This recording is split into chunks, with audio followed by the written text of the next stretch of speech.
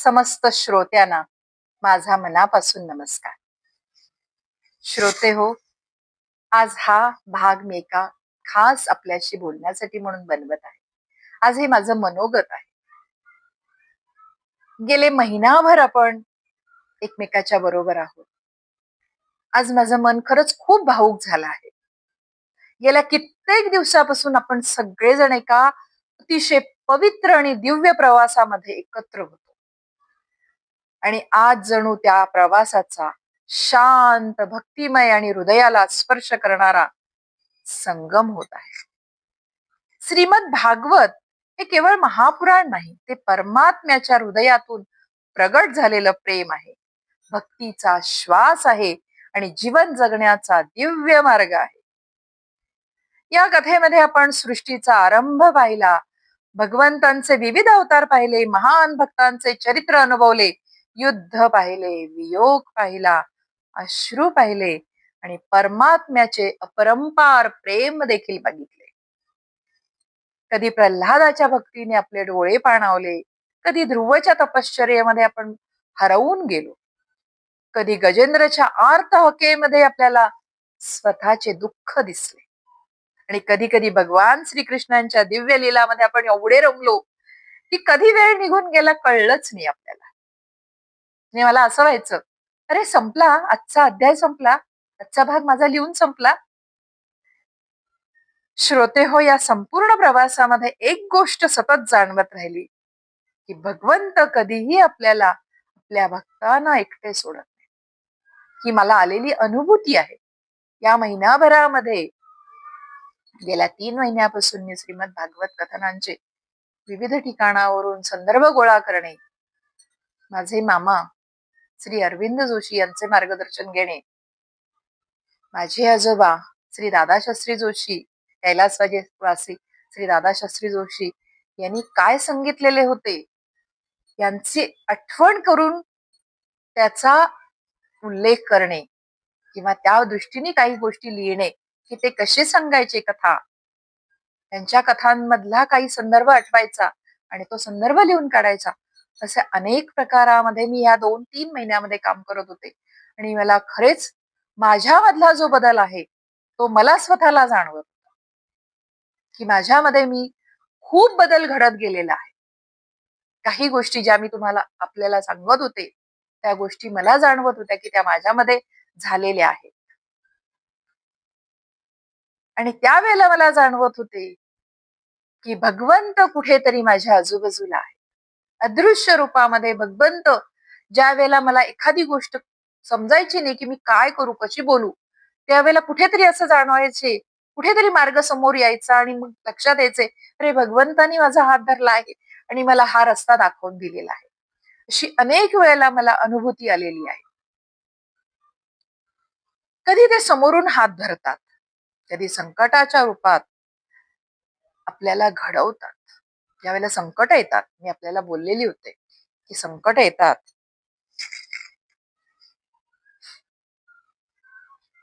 संकट येतात त्यावेळेला आपल्याला काही गोष्टी आपल्याला घडवण्यासाठी म्हणून भगवंत आपल्या समोर संकट आणून उभी करतात. कधी एखाद्या माणसाच्या रूपामध्ये आपल्याला आधार देतात. मी एका अध्यायामध्ये आपल्याला सांगितलेले होते, प्रत्येक वेळेला भगवंत स्वतः येऊ शकत नाही, तेवढे पुण्य आपले नाहीये. कुठल्या तरी मनुष्याच्या रूपामध्ये आपल्या मदतीला येतात, त्यावेळेला आपल्याला लक्षात येत नाही आणि ते संकट निवारून गेल्यानंतर आपल्याला लक्षात येतं की आपण त्या व्यक्तीला ओळखत नव्हतो, आपल्या त्या व्यक्तीची कधीही ओळख नव्हती आणि त्या व्यक्तीने येऊन आपल्याला त्यावेळेला सहाय्य केलेले आहे. ते प्रत्यक्ष भगवंत असतात. आपण अनेक वेळेला विचार करतो, मी आपल्याला बोलले पण होते की अनेक वेळेला आपण म्हणतो की मला भगवंत का नाही दिसत. मी स्वतः असा प्रश्न विचारायची, मला कधीच भगवंतांचं दर्शन होणार नाही का, मला कधी भगवंत दिसणार नाहीत का. पण खरं पाहिलं तर आपल्या आयुष्यातले अनेक प्रसंग हेच त्यांच्या अस्तित्वाचे संकेत असतात. जेव्हा सगळे मार्ग बंद होतात आणि अचानक कुठून तरी एक आशेचा किरण दिसायला लागतो, तो योगायोग नसतो, ती परमात्म्याची कृपा असते. श्रोते हो, कदाचित ही कथा श्रीमद भागवत कथन करणे, ही कथा माझ्याकडून मला जशा लिहिता येईल तसे, मी काही त्याच्यामध्ये वेगळे लिहिले नाही, फक्त मी काही कथा स्वरूपाने मी आपल्याला सांगत गेले. काही गोष्टींचं मला त्याच्यामध्ये ज्या काही मिसळाव्या वाटल्या त्या गोष्टी मिसळल्या मी. ही कथा माझ्याकडून घडणे हे सगळे भगवंतांच्या इच्छेने ठरलेले. कारण मी कधीही स्वप्नात पण विचार केलेला नव्हता की मी श्रीमद भागवतासारख्या दिव्य ग्रंथाचे कथन करू शकेन, समस्त लोकांच्या समोर मी कथन करू शकेन, हे कधीही मी स्वप्न पण बघितलेले नव्हते. त्याला स्पर्श करणे ही माझी खरंच खूप मोठी पुण्याई आहे असं नेहमी समजते. कारण माझ्या जीवनामध्ये, मी मागे आपल्याला सांगितलं, आता पण मी आपल्याला सांगितलं की माझ्या जीवनामध्ये लहानपणापासून श्रीमद भागवताचा संस्कार होता. कारण माझे आजोबा, माझ्या आईचे वडील श्री दादा शास्त्री जोशी बार्शी, हे कायम श्रीमद भागवताचे कथन करायचे. त्यांच्या दिव्यवाणीतून ही कथा ऐकणे त्यावेळेला मला खरेच कधी कळले नाही. मला कथा आई आमची घेऊन जायची, आम्हाला आजोळी, आम्हाला ज्यावेळेला भागवत, दरवर्षी भागवत कथन असायचे त्यावेळेला आमची आई आम्हाला भावंडांना घेऊन जायची. मला त्यावेळेला खेळण्याचे माझे वय होते, मी लहान होते, खूप खेळण्याचे वय होते. मला आई तिच्याजवळ अशी बसवून ठेवायची, त्यावेळेला मला खूप कंटाळा यायचा. माझे मन अशी पळत असायचे, चलबिचल. लहान मुलांचे मन मी आपल्याला सांगितले चंचल मन असते, माझे पण तसेच होते. मला सगळी खेळ सवंगडी दिसायचे, मला त्यांच्याबरोबर खेळायचं असायचं. पण माझी आई मला अशी जबरदस्तीने स्वतःजवळ बसवून ठेवायची, तिच्या धाकाने मी तिथे बसायचे. मन नसायचे माझे त्यावेळेला, माझ्या कानामध्ये ते फक्त शब्द झिरपत असायचे, अर्थ मला त्यावेळेला काहीही कधी कळला नाही. पण त्या कथा माझ्या मनामध्ये झिरपत होत्या आणि कुठेतरी त्याची नोंद माझ्या मेंदूमध्ये आणि माझ्या हृदयामध्ये होत होती. तो त्याच वेळेला झालेला माझ्यावरचा संस्कार होता. त्या शब्दांची खोली मला कधी समजली नाही, त्याचा अर्थ कधी समजला नाही, त्याची गहनता मला कधी समजली नाही. पण त्या शब्दांचं बीज माझ्या मनामध्ये मात्र त्याच वेळेला रुजलेलं. आजही मला आजोबांच्या आवाजातला भक्तिभाव आठवला की डोळ्यामध्ये न कळत अश्रू येतात. आणि ज्या ज्या वेळेला, बऱ्याच वेळेला मला असं काही जणांनी कमेंट करून सांगितलंय की तू सांगताना म्हणजे तू स्वतःच्या पण तुझ्या डोळ्यातून अश्रू येतात, किंवा तू रडतेस, किंवा तुझ्या स्वरांमध्ये तो असा आपण म्हणतो असं दाटलेपणा वगैरे येतो. तर कारण माझे आजोबा ज्या वेळेला सांगायचे त्यावेळेला त्यांचा पण असा आवाज भरलेला असायचा. ज्या ज्या वेळेला एखादा करुण प्रसंग असायचा त्यावेळेला त्यांच्या डोळ्यातून पण अश्रू यायचे, त्यांचे मन पण असे भरून यायचे. आणि तीच कुठेतरी माझ्या मनामध्ये ती रुजलेली भावना होती की त्या क्षणामध्ये मला पण असं व्हायचं, तो भक्तिभाव माझ्या आवाजामध्ये प्रगट व्हायचा, माझे डोळे भरून यायचे, माझ्या डोळ्यातून अश्रू आपोआप यायचे. मला काही कथा सांगताना थांबावे लागायचे, माझे डोळे पुसावे लागायचे आणि मग मी पुढे कथा सांगायची. माझे मामा, ते पण प्रेमाने खूप कथा श्रीमद भागवत सांगतात. आजही पुण्यातल्या वासुदेव आश्रमामध्ये माझ्या मामांचे श्री शरद जोशी यांचे भागवत कथन चालू, आता सध्या पण चालू आहे तिथे कथन. ते ऐकण्यासाठी म्हणून दूर दूरवरून लोक येतात. आणि कदाचित त्याचमुळे मामांच्याकडून त्यांना माध्यम बनवून भगवंतानी माझ्यापर्यंत आदेश पोहोचवलेला होता, मला आज्ञा केलेली होती. मी आपल्याला मागेही सांगितलेलं होतं, आपण कुठल्याही गोष्टीमध्ये माध्यम बनतो. माझे मामा माध्यम बनलेले होते आणि त्यांनी मला, भगवंतानी मामांच्या माध्यमातून मला आदेश दिलेला होता, संदेश पोहोचवलेला होता. परमात्म्याने मला संदेश पोहोचवलेला होता की तू पण भागवत, श्रीमद भागवत वाच, पण अशी भाषा वापर. मी परत एकदा सांगते, मला एक दोघांनी कमेंट्स मध्ये पण विचारलेले होते की तुम्ही संस्कृतचा वापर करत नाहीये, तुम्ही संस्कृत जास्त वापरत नाहीये, तुम्ही पूर्णपणे शुद्ध मराठीमध्ये श्रीमद भागवत सांगत आहात. तर याचा मागचं कारण हे आहे, माझ्या मामानी कारण माझ्या आजोळी पूर्ण श्रीमद भागवताचं परंपरा आहे. तिथून मला माझे आजोबा स्वतः संस्कृत मधून सांगायचे. माझे मामा म्हणजे माझ्या आजोळी सगळ्यांच्याकडे अस्खलित संस्कृत वाचले जाते, सांगितले जाते. पण माझ्या मामानी मला असा सांगितलेले होते की तू अशी भाषा वापर की जी प्रत्येकाच्या हृदयापर्यंत पोहोचेल. अशी कथा सांग की लोकांना केवळ ऐकायला नाही तर ती अनुभवता आली पाहिजे. आणि म्हणूनच ज्या वेळेला मी हे श्रीमद भागवत कथन करायला सुरुवात केली त्यावेळेला मी अत्यंत सोप्या भाषेचा वापर केला, की ती लोकांना सहजपणे समजली पाहिजे आणि लोकांच्या अंतःकरणापर्यंत पोहोचली पाहिजे. अगदी क्वचित ठिकाणी मी संस्कृत श्लोकांचा आधार घेतलेला आहे. आणि खरं पाहिलं हा सगळा मला आदेश मिळालेला होता भगवंतांचा, भगवंतांची आज्ञा होती. पण मी या कार्याला स्वतःला कधीच योग्य समजलेले नव्हते, कारण ती योग्यता माझ्यामध्ये कधीच नव्हती. अनेकदा माझ्या मनामध्ये भीती यायची. ज्या वेळेला मला हा 3 महिन्यापूर्वी माझ्या मामानी श्री अरविंद जोशींनी मला सांगितलेले होते त्यावेळेला माझ्या मनामध्ये खूप भीती होती.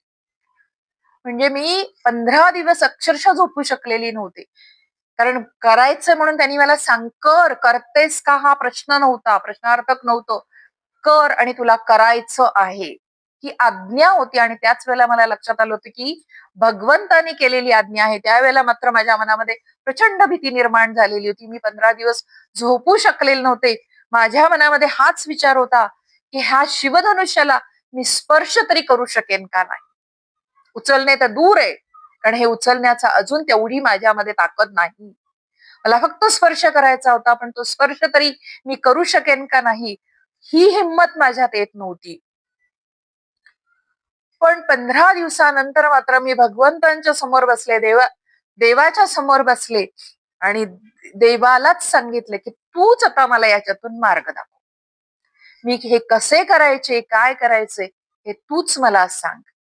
आणि प्रत्येक वेळी मला कुठून तरी एक शक्ती मिळत गेली, कुठून तरी एक मला मार्ग मिळत गेला, कुठून तरी एक आज्ञा होत गेली. कधी ती स्वप्नातून व्हायची, कधी अशी शांतपणे बसली असताना कुठून तरी कुणीतरी मला सांगतंय असा भास व्हायचा की आत्ता तू इथे हे वाच आणि तुला हा हवा, तुला पाहिजे तो संदर्भ इथे मिळेल, तुला जशी कथा सांगायची आहे तुला या पुस्तकामध्ये किंवा या ग्रंथामध्ये मिळेल. हे असे मला मार्ग मिळत गेले, शक्ती मिळत गेली. कधी कधी शब्द सुचायचे नाही. आपण म्हणतो ना, मला बऱ्याच वेळेला शूटिंग करत असताना रिटेक करावे लागायचे, कारण आणि मला माझ्या मामांची अजून एक आज्ञा होती, त्यांची एक सूचना होती, कुठेही इंग्रजीचा वापर, हिंदीचा वापर करायचा नाहीयेस. मातृभाषेमध्ये शुद्ध मराठीमध्ये तुला बोलायचे आहे. आणि माझ्याकडून ह्या चुका व्हायच्या. कधी रेकॉर्डिंग करत असताना एकदम तोंडातून एखादा इंग्रजी शब्द जायचा, कधी हिंदी शब्द जायचा, आणि मग मनामध्ये एकदम खडबडून मी जागी व्हायचे की आपण चुकलेले आहोत. कधी कधी शब्द सुचायचे नाहीत, एखादा आपल्याला बोलायचं असतं, मला शब्द सुचायचे नाहीत. कधी मन खूप थकून जायचं, असं वाटायचं की अरे माझ्याकडून घडेल का हे, पूर्ण महिनाभर मी हे श्रीमद भागवत सांगू शकेन का. पण पुन्हा प्रेरणा मिळायची, कुठून तरी मला प्रेरणा मिळायची. आणि त्यावेळेला मला हे जाणवले की हे सगळं माझं नाहीये, ही सगळी भगवंतांची कृपा आहे. भगवंतांचे आशीर्वाद, माझ्या आई वडिलांचे आशीर्वाद, आजोबांचे संस्कार, वडीलधाऱ्यांचे प्रेम आणि तुमच्या सगळ्यांच्या सहकार्याने हा प्रवास माझा पूर्ण होऊ शकला. माझ्या सगळ्या आप्तस्वकीयांनी, माझ्या मित्रमैत्रिणींनी माझ्यावर खूप प्रेम केलं, मला प्रत्येक वेळेला प्रोत्साहन दिलं, माझे कौतुक केले, कौतुकाचे शब्द वापरले, ज्यामुळे मला खरेच प्रोत्साहन मिळाले. श्रोते हो, मी बऱ्याच जणांना या प्रवासामध्ये ओळखत नाहीये. मी एक ग्रुप बनवलेला आहे ज्यामध्ये मी रोज केलेले रेकॉर्डिंग टाकतेय, कारण प्रत्येकाला मला अगदी पर्सनली सगळ्यांना, आता माझ्या तोंडामध्ये इंग्लिश शब्द येत आहेत, पण तो भाग संपल्यानंतर मी हे आपल्या बरोबर जे हितगुज करते त्याच्यामध्ये मी फक्त वापर करते. खूप जणांचं असं म्हणणं होतं, की "तू आम्हाला रोज तू बनवलेले रेकॉर्डिंगचे भाग पाठव." पण काही कारणामुळे मला ते शक्य व्हायचं नाही आणि मग मला खूप वाईट वाटायचं. कारण प्रत्येकाचे मला असे मेसेज यायचे, की "अगं आजचा तू भाग नाही पाठवला." आणि मग मला त्या क्षणी खूप वाईट वाटायचे, की अरे हे आवर्जून आपल्या भागाची वाट बघतायत आणि आपण आपल्या काही कारणामुळे, व्यस्ततेमुळे पाठवू शकत नाही. कारण माझा दिवस उजाडायचा. बाकी सगळे घरातले कामं केल्यानंतर मात्र मी परत लिहित बसायची. लिहिणं करायचं, त्याच्यानंतर प्रिंटआउट काढून आणायचे आणि मग रेकॉर्डिंगची तयारी करायची. मग हे ज्यावेळेला माझ्याकडून चुकावायला लागलं, की मी पाठवू शकेना, त्यानंतर मात्र मी एक ग्रुप बनवला. ज्यामध्ये माझ्या ओळखीचे लोक तर होतेच, पण अनेक अनोळखी लोक पण त्या प्रवासामध्ये माझ्याबरोबर आले. अत्यंत भक्तिभावाने ते लोक आलेले होते. म्हणजे मित्रांचे मित्र, मैत्रिणींचे मैत्रिणी असे अनेक लोक त्यामध्ये जोडत गेले आणि हा प्रवास खूप खरंच खूप सुंदर प्रवास झाला माझ्यासाठी. तुम्ही सगळेजण ज्यांना मी ओळखते ते लोक, ज्यांना मी ओळखत नाही ते सगळे लोक प्रत्यक्ष, अप्रत्यक्षपणे माझ्याबरोबर होतात. या पूर्ण महिनाभरामध्ये सगळेजण माझ्याबरोबर होतात. खूप प्रतिक्रिया मला आल्या. प्रत्येकांचे मनोगत आले. प्रत्येकाने भक्तिभावाने मला काही संदेश पाठवले आणि तुमचे प्रेम, तुमचे संदेश, तुमचा भक्तिभाव मला सतत प्रेरणा देत राहिला. बऱ्याच जणांनी ही कथा, हे रेकॉर्डिंग ज्या ग्रुपमध्ये येऊ शकले नाही किंवा काही कारणाने त्यांना शक्य नव्हते, त्यांच्यापर्यंत बऱ्याच लोकांनी मला लोक आवर्जून सांगायचे, की "आम्ही हे तुझे जे भाग आहेत, हे एपिसोड आहेत, आम्ही पाठवतो."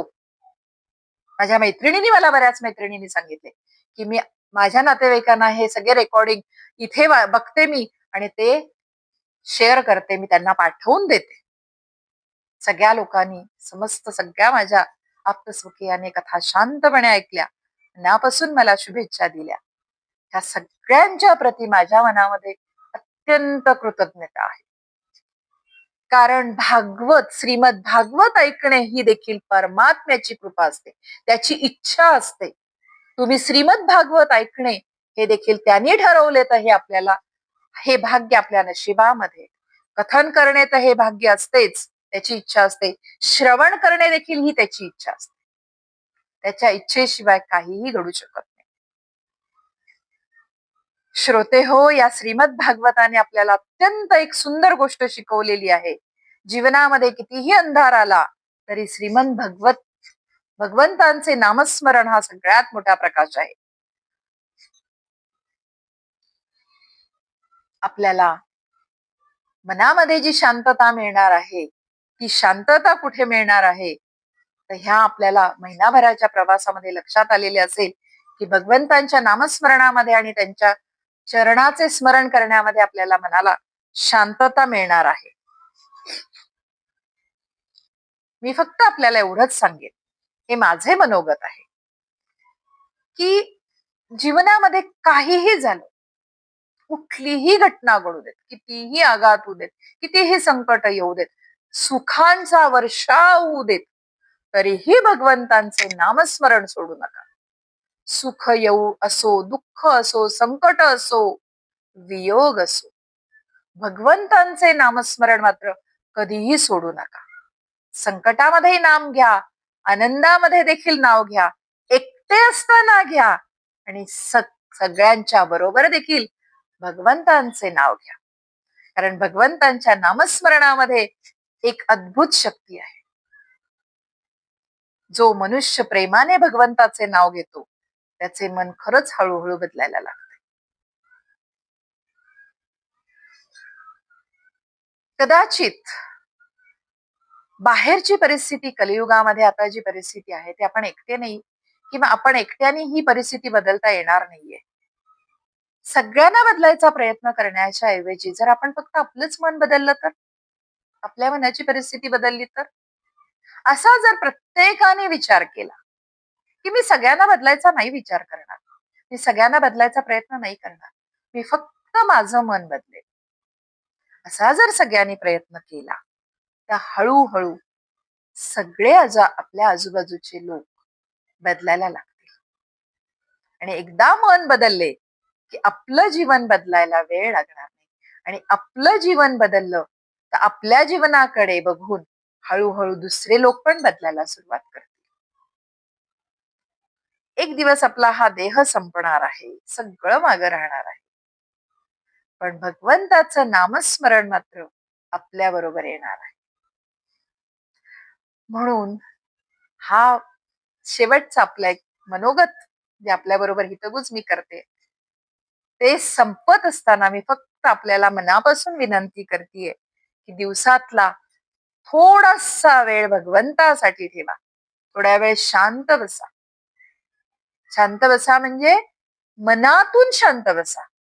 रूम मध्ये रूमचं दार किंवा तुमच्या खोलीचं दार बंद करून मी खिडक्या बंद केलेल्या आहेत, मी दार बंद केलेले आहेत, मी शांत आहे, असं नाही. मनातल्या कोल्हाल जो आहे तो बाजूला सारून शांत बसा.